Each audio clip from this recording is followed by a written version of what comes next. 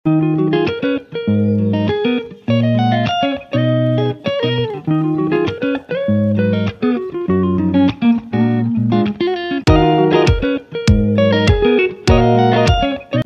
বন্ধুরা, শুভ সকাল।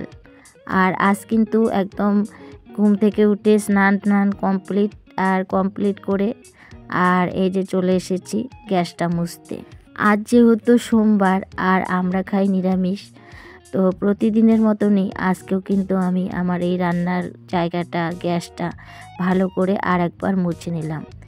এরকম হাতে 5-10 মিনিট নিয়ে সকালবেলা কিন্তু একটু রান্নার ঘরটা আর কি পরিষ্কার পরিচ্ছন্ন করে নিলে অনেকটা ভালো হয় আমাদের। আর রান্নাঘরটা পরিষ্কার থাকলে আমাদের কিন্তু রান্না বান্না করতে কিন্তু অনেকটাই ভালো লাগে। আর এই তো তোমাদের সঙ্গে কথা বলতে বলতে এইদিকে কিন্তু আমার গ্যাসটা মোছা হয়ে গেল আর বসিয়ে দিলাম চা। যেহেতু সকালে আমাদের অনেকগুলো চা হয়, তো এর জন্য কিন্তু চাটা বসিয়ে দিয়েও অনেক কাজ করতে পারি আমি, কারণ চাটা হতে কিন্তু অনেকটাই সময় লাগে। তুমি যত চা জাল দিবে তত কিন্তু চায়ের টেস্ট বাড়বে। তো এর জন্য কিন্তু আমি এই যে চিনি চা পাতা এখন দিয়ে দিব আর একদম একটু গ্যাসটা কমিয়ে দিয়ে বাকি রান্নাঘরের কিছু কিছু কাজ আছে সেটাও কিন্তু আমি করে নেব। আর এই তো তোমাদের সঙ্গে কথা বলতে বলতে আমার এদিকে কিন্তু চিনি দেওয়া হয়ে গেল আর এখন দিয়ে দিচ্ছি চা পাতা। আর এইভাবে বুদ্ধি খাটিয়ে যদি তুমি একটু কাজ করো তাহলে তোমার কাজটা অনেক সহজ হয়ে যাবে আর দেখতেও কিন্তু তোমার রান্নাঘরটা অনেক পরিষ্কার পরিচ্ছন্ন লাগবে। তো এদিকে দেখো আমি কিন্তু চা বসিয়ে দিয়ে আমি কিন্তু বাসনপত্রগুলো গুছিয়ে নিলাম। আর এইদিকে বাসনপত্রগুলো গুছানো হয়ে গেল আর চাও হয়ে গেল। আর দেখো চায়ের কালারটাও কিন্তু অনেক সুন্দর হয়েছে। চা রেডি আর সবাই মিলে এখন চাটা খাবো। আর আজকে না বাইরে বসে চা খাবো, প্রচুর ঠান্ডা। তার মানে জানোই তোমরা আমার শরীরটা ভালো না, এর জন্য ক্যামেরার সামনে আসতেও চাই না, কিন্তু তবুও আসলাম। কি আর করব, যে না বন্ধুদের সামনে আসি, আমার একটু চেহারাটা দেখাই, কারণ এত চোখ মুখ ফুলে গেছে। তো আমাকে দেখে তো বুঝতেই পারছো যে কতটা কাশিতে আমার কি অবস্থা, চোখ মুখ ফুলে শেষ। তবু একটু তোমাদের সামনে আসলাম, নিজেকে আর দেখতে ইচ্ছে করছে না, এতটা চোখ মুখ ফুলে গেছে।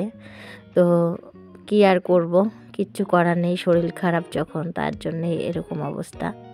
তো এদিকে ছেলে মেয়ে স্কুলে গেছে, তারপরে আমি কতগুলো চাল নিয়ে বসেছি। চালগুলো না একটু নোংরা নোংরা ছিল, তাই ভাবলাম যে একটু রোদে দিই আর একটু ঝেড়ে নিই, তাহলে না রান্না করার সময় অনেকটাই সুবিধা হবে।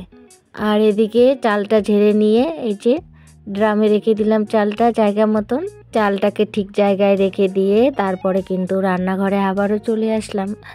আর রান্নাঘরে এসে আগে প্রথমে এই যে তেলটা বাড়ন্ত ছিল, তো তেলটা আর কি ভরে নিলাম।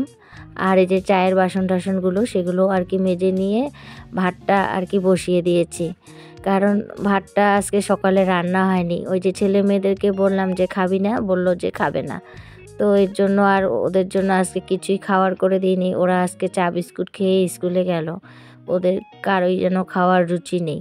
আর এই যে ভাতটা বসিয়ে দিয়ে কিন্তু এখন কাপগুলো গুছিয়ে নিচ্ছি।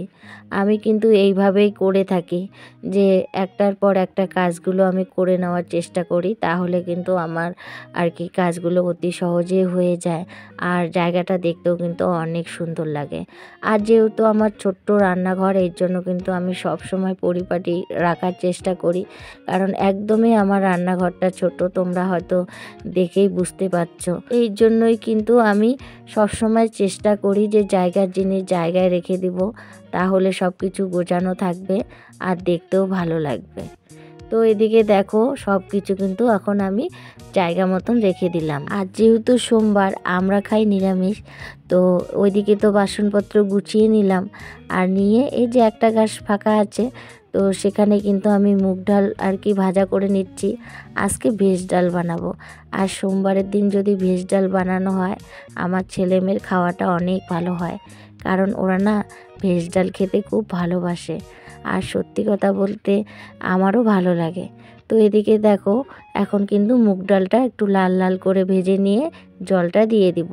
আর এই তো ডালটা ভাজা হয়ে গেল, চলো জলটা দিয়ে নিই। এদিকে ডালটা সিদ্ধ হতে হতে আমি কিন্তু ভেজ ডালের যা যা দরকার ছিল যেটা দেবো আর কি, তো সেটাও কিন্তু আমি রেডি করে নিয়েছি। আর রেডি করে নিয়ে দেখো আর এক কড়াইয়ে কিন্তু আমি বসিয়ে দিয়েছি, কারণ এর মধ্যে কিন্তু আমার ভাতটা হয়ে গেছে। তো আর একটা গ্যাস যখন ফাঁকা আছে ওর মধ্যে আমি কিন্তু আর কি ভাজা করে নিয়েছি যেগুলো দিব। তো আজকে ভেজ ডালের মধ্যে দিয়েছিলাম অর্ধেক আর কি কোয়াশ ছিল সেটা দিয়েছিলাম, আর ফুলকপি আর মটরশুঁটি। গাজরটা ছিল না, এর জন্য আর গাজর দেওয়া হয়নি। আর একটু আদা দিয়েছিলাম, জিরা সম্বার, শুকনো লঙ্কা। তো এত টেস্ট হয়েছে কি আর বলি তোমাদেরকে। আজকের যে ভেজ ডালটা একদম মনে হয় যে ভোগের প্রসাদের মতন টেস্ট হয়েছে, যেরকম আমরা আর কি ঠাকুরের প্রসাদ খাই। তো আজকে নিরামিষ খাওয়াটা সেরকমই হয়েছে জানো তো, কি আর বলি তোমাদেরকে। যদিও আজকে সেরকম কিছু রান্না করিনি, তবু আর কি মানে রান্নাটা যেটুকুই করেছি মনে হয় যে আজকে প্রসাদ খাচ্ছি, তো এরকমই লাগছিল। আর দেখো ভেজ ডালটা এত সুন্দর লাগছিল না, দাঁড়াও তোমাদেরকে দেখাচ্ছি। এই দেখো খুব স্বাদ হয়েছে জানো তো, খুব স্বাদ, কি আর বলি তোমাদেরকে। ছেলে মেয়ে খুব ভালো খেয়েছে। আর এদিকে ডালটা নামিয়ে নিয়ে দেখো আমি এখন কি বসিয়েছি। এটা হলো বাদামি আলু। তো আমাদের যেহেতু সবজির ব্যবসা করে, তো এরকম ছোট ছোট আলু কিন্তু আমাদের ঘরে সবসময় থাকে।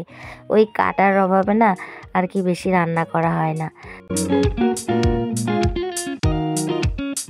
আজকে যেহেতু নিরামিষ, এর জন্য ভাবলাম ওই আলুটা ভাজা করি।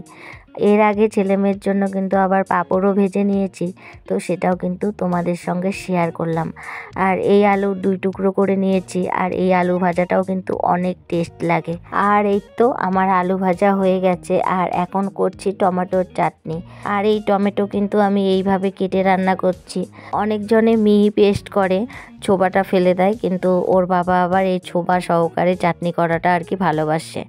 তো এর জন্য আমি ছোবা সহকারে কিন্তু এই চাটনিটা করে নিচ্ছি। আর এই চাটনিটা খেতেও কিন্তু অনেক ভালো লাগে। তো আজকে দুপুরবেলা রান্না বান্না কমপ্লিট, আর কমপ্লিট করে নিয়ে আমি একটু গেছিলাম আর কি আমাদের শাখা ব্যাংকে। তো সেখানে থেকে আমি কিন্তু এই আর কি গাছের ডালটা, পাতাবাহারের গাছের ডালটা নিয়ে এসেছি। তো সেটাও কিন্তু তোমাদের সঙ্গে শেয়ার করলাম, কেমন লাগছে পাতাবাহারের ডালটা। জানি না পাতাবাহারের ডালটাকে আমি আর কি গাছ তৈরি করতে পারবো কি না। যদি তৈরি করতে পারি অবশ্যই তোমরা আমার ভিডিওতে দেখতে পারবে। আর বন্ধুরা, ভিডিওটাও আমি এখানে শেষ করলাম। ভিডিওটা যদি তোমাদের ভালো লাগে প্লিজ লাইক, কমেন্ট, সাবস্ক্রাইব করে দিও।